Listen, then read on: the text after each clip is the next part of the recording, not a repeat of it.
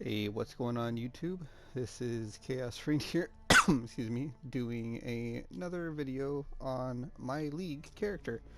Now, as I said, I will be converting my Hollow Palm into a Ice Shot build sooner rather than later. And to do that, Ice Shot is usually a fairly expensive build because you need quite a few Awakened Gems and 2 copies of a couple of them. Being that I normally use 2 copies of Ice Shot and then use 2 alternate qualities of Inspiration, and as well as sometimes I use alternate qualities of Ice Shot itself, Awakened Elemental Damage, so on and so forth. I have to kind of grind out a whole bunch of currency. And to do that, as you've seen in my other video, I basically showed you a strategy on how to basically farm 400 plus chaos an hour, basically, doing nothing but tier 1 maps. Now, to keep to the theme, to kind of drive home the point of what I was trying to make, I am I am still going to be doing white maps and tier 1s at that. Now, however, I am going to be doing the Valdo's Rest area, and because I'm doing the Valdo's Rest, I will have to unlock, a couple of things to make it, more viable. Well, first and foremost, as I said, I haven't been really taking League seriously. I still need 6 maps, which I have right here to complete to get my Harbingers unlocked on my map device. I also need to farm up about 50-60 chaos and, get that ready to go. Now, I also said I'm going to be doing heist, and I am. First and foremost, most of the heists I will be doing will be will be the ones that will be done from or gotten from my low tier maps. However, I went out and I spent most of my currency on filling up my locker, and basically from one person I got all of these contracts, all of these blueprints, and I got about 150k markers, and that's where all that currency went. And I did that because heist is extremely lucrative, extremely valuable, and I already have my rogue's gear all ready and prepared to just completely min-max my experience via heist. Another thing I'm doing is, if you can't tell, I have already begun taking steps towards farming some Valdo's Rest. I got these at about an X a pop. I bought a whole bunch of sextants. I've been getting a couple watchstones. Got a couple Maokuns here.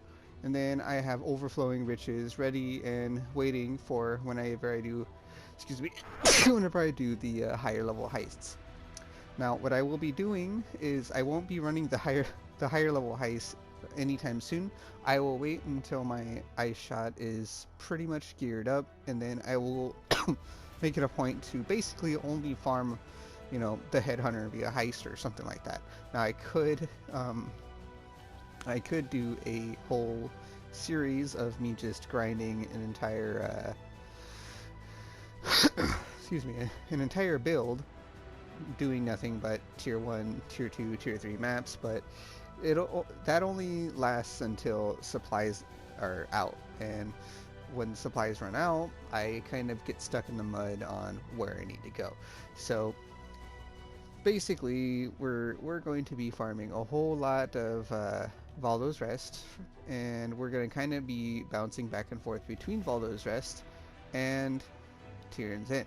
And we're doing this for a couple of reasons. The Tyrion's End notables are extremely powerful, as you saw, and there's also a very, it's easy to farm those tier 1 maps because all I got to do is put that prophecy in and then just chain run that prophecy.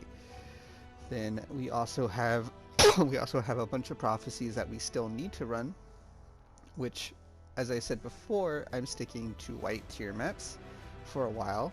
And my reasoning behind this is because I'm kind of adamant about driving home that running white maps is going to be the way to go. Not the way to go. Let me rephrase that. Running white maps is a very profitable method, especially if you're starting up in a league. You don't need to rush the high-end content. You don't need to rush everything and go T16 quad juice and everything like that, because you're just going to get overwhelmed too quick. So instead, why don't you, try running your tier 1 maps first, and once you get a decent amount of your atlas complete, like I don't have a lot of my atlas, but I have a decent amount, then you can go from there and go for Tyrion's End, farm Tyrion's End white maps, and just chain run white maps to get a boatload of currency. And that's not the only thing you can run white tier. You can still do the Harbinger farm in a white tier layout, and you can still find anything except for high level bases. Because the way currency drops, currency isn't really scaled by rarity, and to, from my knowledge, or at least from my playing, I didn't really see too much of a difference between running the Nemesis 3 currency juiced maps and running them in a white map or running them in a red map. Aside from my filter picks up more stuff if I run them in a white map than it does in a red map. That's about it. I could be wrong. This could be completely false, but I ran 4 maps or 3 maps and white tier 1 to be exact, with a Nemesis 3 currency. I ended up finding 2 or 3x and a bunch of chaos, bunch of vaults, everything like that. And then I did the same thing in a tier 14 map, I believe, or 15, whatever Canyon is. And like, it's the same thing aside from getting a couple higher level bases. If I am wrong, I'm sorry. Disclaimer there. But that's just my experimentation. And if you can get the same amount of currency payout running a white tier map as you can get running a tier 14, why not run it white, and then when you have the build geared up, then you can do all content, run your tier 14s, and not even worry about anything. So there's something I did want to do on this video, so it's not just me explaining things. First and foremost, I was told that my audio for the characters, I believe, dialogue volume was too loud, and I'm going to adjust that now and pretty much keep it that way. So, whenever I do manage to find anyone, that it bothers, it won't bother them. Now, next thing is I wanted to kind of show you basically how easy it is to run contracts item level 80 plus on even a build like mine, which can't really do very well in high tier maps. So basically, long story short, all you really have to worry about is the modifiers on these. But guess what? If you don't have modifiers on them, that means what do you have to worry about? So we're just gonna go ahead and sort this a bit, and we're gonna go boom, boom, boom. So the only thing the rarity and everything like that does for you is I'll actually re-alk one for you to show you. Right there, it says quantity, rarity, alert time reduction, time before lockdown, and maximum alive reinforcements.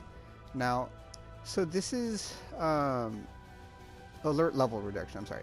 This is really, pretty good rolls too. The 24%, this is actually really strong, especially if you're doing, lockpicking, because the alert level reduction stacks with Karth's alert level reduction and your cloak's alert level reduction. And when you're doing contracts with alert level reduction, you tend to get a pretty decent amount. Now, to give you kind of an example, we're just gonna find one more lockpicking, and we're gonna scour it, and then we're gonna run one rare and one not rare, and then you can see for yourself what the difference is in running them. As I said, I have a bunch of blueprints and a bunch of markers that I have since purchased, and I will be running them probably all throughout this week and posting my results in a different tab, which I'm going to have to empty out to show you how profitable running Heist really is.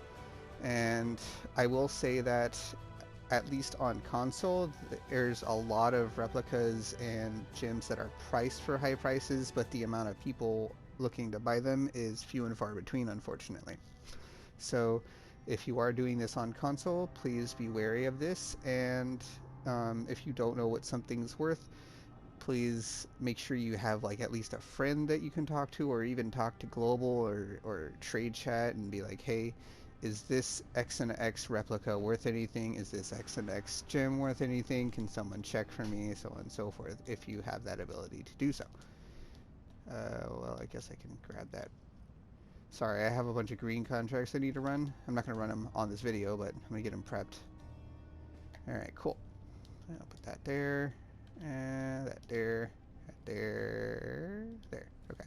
So first we're going to run the rare one.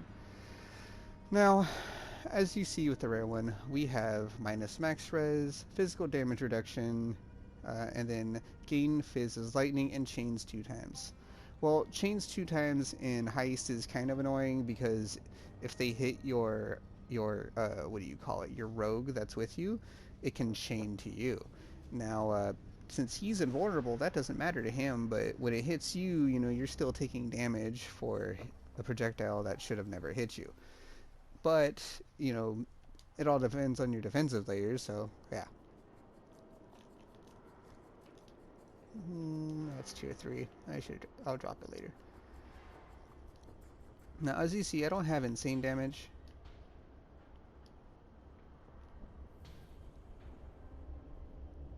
I don't even need to use my potions. I don't know why I'm doing it. I don't have insane damage, but because we are running a Cyclone Self-Chill, we kind of want to... There we go. Everything's dead. Now we just wait next to the door and murder everything. Cool. Cool.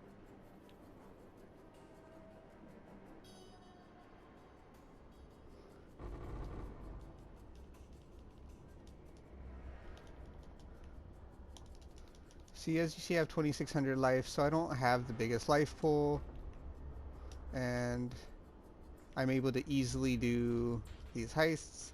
Now, what I recommend you do is that if you are not confident in your build, you don't have to run and, you know, grab the thing and escape.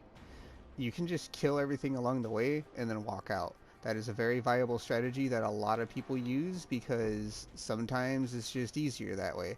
Alternatively, if you want to take the extra time to do it, you can always grab whatever loot you have, go secure it outside, like just run out and it'll secure it, and then go back in and try and get the last reward. Now, I am going to basically just be running a normal contract to kind of show you exactly what my build can do with it. If I die, I die. It's not a big deal.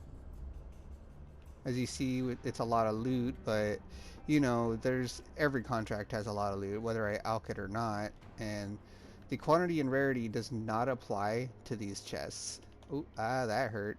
Yeah, this is the damage as lightning and the minus max res doing work, so you gotta be careful sometimes.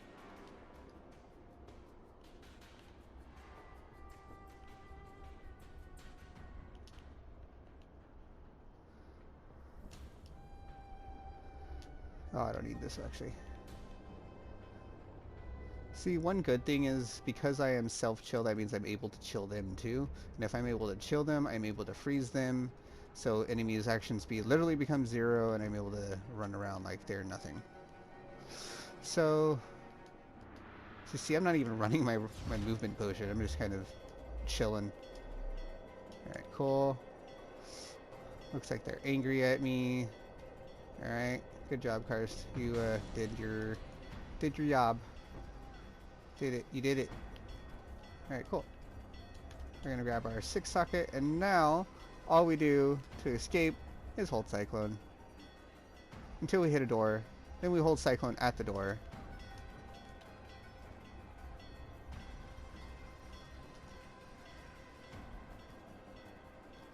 So boom, boom, and everything's chilled, everything's frozen. Make a pass through them, make another pass through them, and this is basically the playstyle of my build. I spin in a circle and freeze things. Things that aren't frozen are chilled. Let's go ahead and get Karst to open it because we died.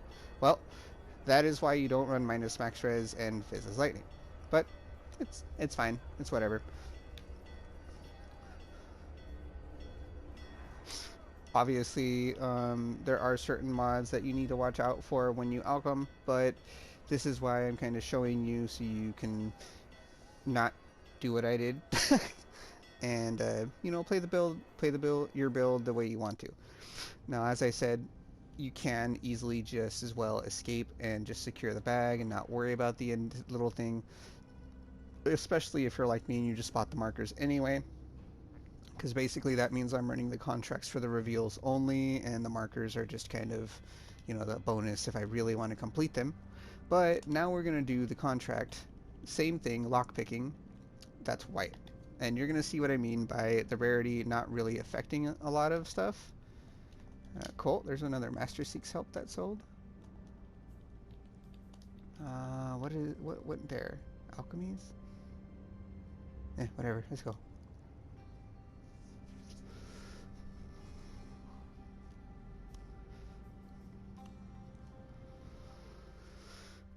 You're gonna see a lot of loot drop no matter what you do. The main difference is the enemies you kill in heist, and as you see, I don't have the best kill speed when I'm doing these things. It takes a couple of passes sometimes to kill them. Like right there, this rare is gonna take a second. See? Now, I did kind of try out a very less ideal version of my Cyclone, and I can easily change it for the better and make it all, you know, a little more crazy and stuff like that. But as of now, I have not changed it, so you know, I don't really want to invest any more regrets or anything like that and change my tree and do all that shenanigans when I'm literally just gonna save up for a nice shot build, which I'm pretty close to ish already, and just go from there.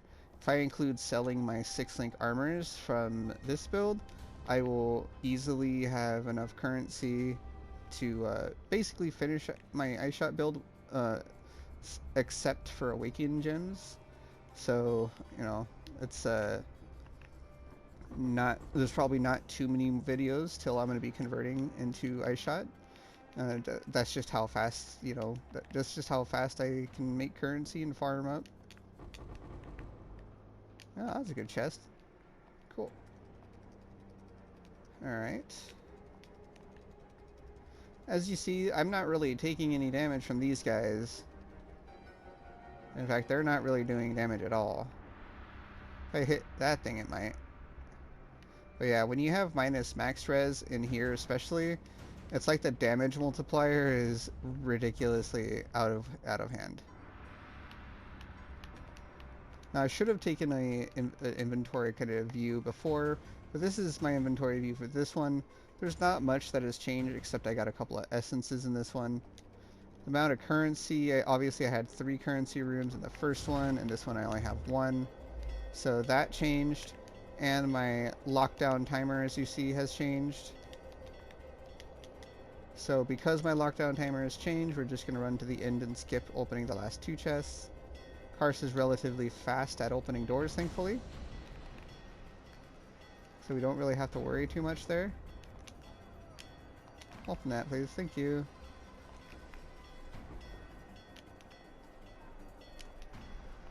Alright, and this is going to be your gameplay when you don't have my Specs Res and Fizz's Lightning, because, like I said, that was a pretty rippy modifier.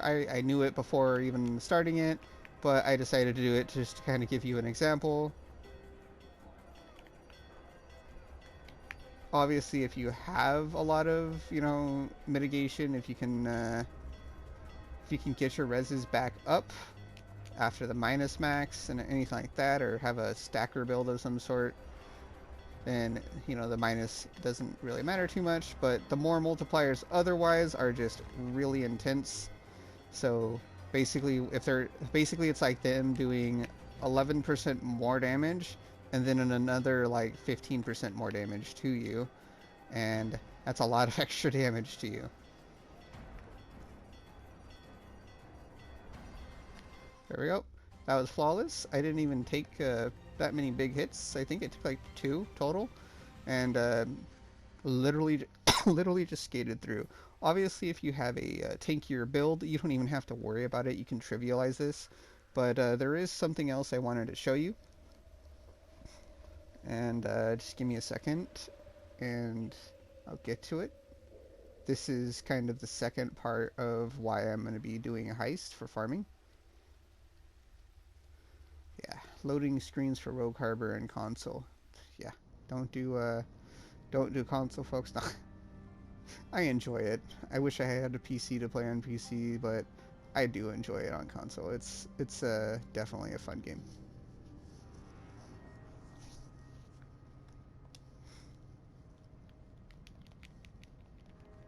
Let's go ahead and just put all these in here. Now I'm putting them in this tab, and there's a reason behind it is because most of the currency I made I spent on contracts. So basically, I feel like it's only fair for me to put it in here. That way I can spend this currency on more stuff, either towards the build or towards, you know, anything at that point. So, yeah. And we got some markers back. And, oh, that's what it was. It was a couple markers. Okay. Essence. Okay. So now, we're going to get a contract that we bought. It's going to be lockpicking again. And we'll get 2 out. We're going to scour both, just so you can kind of see. Now, I can run a lot of these mods, as I said. It's just that that specific combination was quite scary, and it showed that they one-tapped me. So, yeah.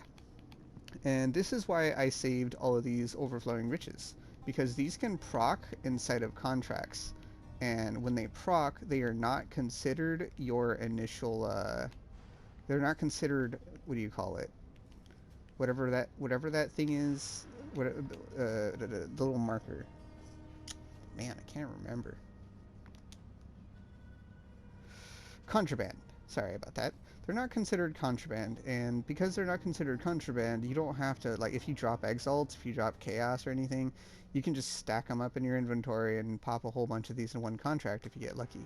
So we're going to pop one real quick, and then let's see how much loot we get and if it even pops. Obviously, you can go a couple of contracts without it even popping, but in my experience, it usually only takes 1 or 2 to pop. See, as you see, I just go into that magic pack, all of them freeze, and then I don't have anything to worry about.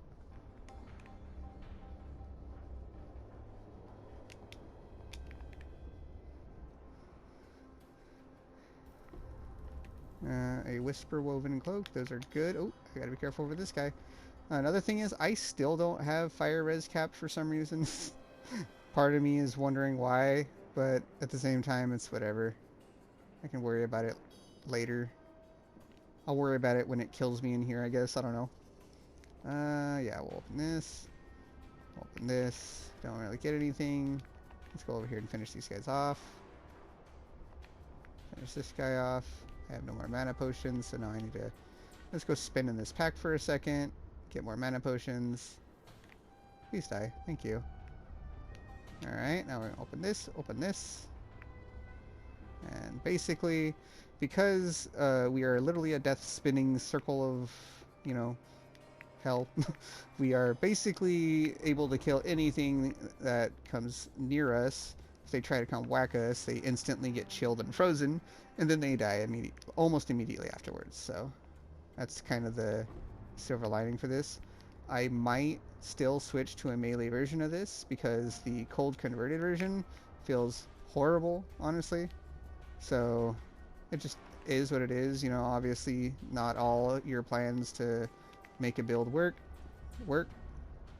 And Hollow Palm or Cyclone has a very bad added damage. Oh, there we go. There's my proc for my prophecy. Some free currency.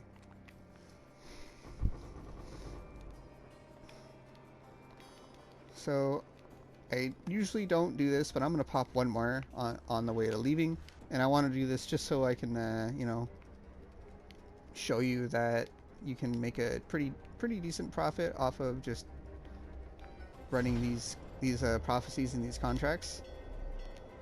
And considering the prophecies at this point are just free, oh no, I'm not gonna make it, am I? Nah, I don't think so. There's 2 doors. All right, we're just gonna leave. Oh well, we didn't get the little thingy.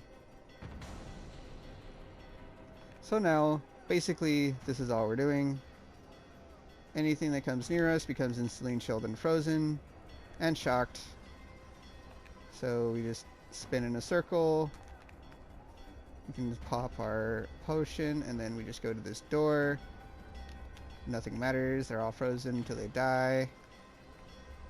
Looks like this guy wants a fight. Extra cold damage, cool. Oh, he opened the door, so now we literally just come in and we walk away like they don't exist. And that is the build. Or not the build, but that is the contract. I didn't get anything to pop while I left, unfortunately, but you know, just getting the extra alteration, couple jewelers, chaos pops out. I've had exalts come out of it before. It's rare, but you know, exalts in general are rare, and it all adds up fairly quickly. So I figured I'd give you guys a look into what my plans are for the near future on what I plan to farm. Well, without further ado, this is Chaos-Reighn. I will let you guys see and know how my farming goes for the foreseeable future. As I said, I am not going to be running anything but very low tier 1 to 5 maps basically for white tier maps, and then contracts that are of higher level just because they're easy.